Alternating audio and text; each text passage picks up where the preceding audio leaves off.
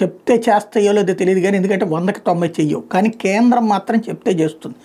దానికి సాక్ష్యం విజయవాడలో కనకదుర్గ ఫ్లైఓవరు, అట్లాగే అక్కడ చూసినటువంటి బెంచ్ సర్కిల్ ఫ్లైఓవర్ అటు ఇటు, అట్లాగే మచిలీపట్నం హైవే. ఇట్లా చూస్తే అర్థమవుతుంది. జాతీయ రహదారుల సంస్థ కనుక కేంద్ర ప్రభుత్వం కనుక ఓకే చేస్తే ఆగే ప్రసక్తి లేదు. కాబట్టి ఇప్పుడు అమరావతికి ఒక అద్భుతం జరగబోతుంది.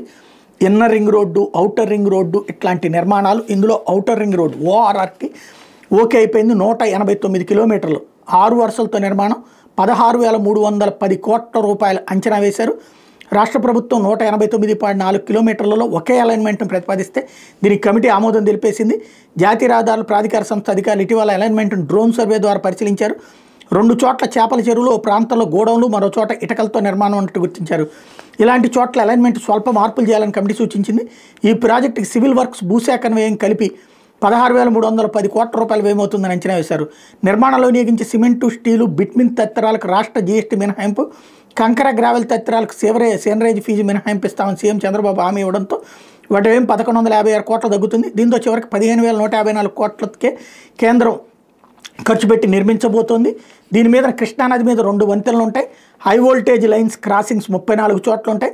అవసరమైన భూమి 1702 హెక్టార్లు, అటవీ భూమి 124 హెక్టార్లు, 12,995 కోట్లు సివిల్కి, భూసేకరణకు 2,665 కోట్లు, అటవీ అనుమతుల కోసం 150 కోట్లు, పర్యావరణ మదింపు అనుమతులకి 200 కోట్లు, విద్యుత్ స్తంభాల తరలింపుకు 300 కోట్లు, మొత్తం ప్రాజెక్టు వ్యయం 16,310 కోట్ల రూపాయలు. రాష్ట్ర జీఎస్టీ సేనరేజ్ ఫీజులు మినహాయింపు 1156 కోట్లు పోను 15,154 కోట్లతో నిర్మాణం చేయబోతున్నారు. టోటల్గా ఓఆర్ఆర్ నిర్మాణానికి 150 మీటర్ల వెడల్పు రైట్ ఆఫ్ వేతో భూసేకరణ చేయాలని రాష్ట్ర ప్రభుత్వం ప్రతిపాదించింది. భవిష్యత్తులో ఓఆర్ఆర్ వెంబడి రైల్వే లైన్ నిర్మాణం తదితరాలకు భూమి అవసరమని పేర్కొంది. 6 వరుసల రహదారికి 70 మీటర్ల వెడల్పుతో భూసేకరణ సరిపోతుందని, భవిష్యత్తులో 8 వరుసల విస్తరణకు వీలుంటుందని కమిటీ చెప్పింది. జాతీయ రహదారుల చట్టం 1956 ప్రకారం భూసేకరణ చేయనున్నందున ఇతర అవసరాలకు ఆ భూమిని వినియోగించకూడదని చెప్పింది. రాష్ట్ర ప్రభుత్వం రైల్వే శాఖతో సంప్రదించి అదనపు భూసేకరణ మీద కూడా దృష్టి పెట్టచ్చని చెప్పి కూడా సూచించింది. టోటల్గా అమరావతికి ఒక అద్భుతం రాబోతుంది. ఇప్పుడు ప్రారంభిస్తే ఇంకొక 3 నెలలు 4 నెలల్లో ప్రారంభించేస్తే మేబీ ఈ 4 నెలల్లో మ్యాక్సిమం పూర్తయ్యేటటువంటి అవకాశం ఉంటుంది.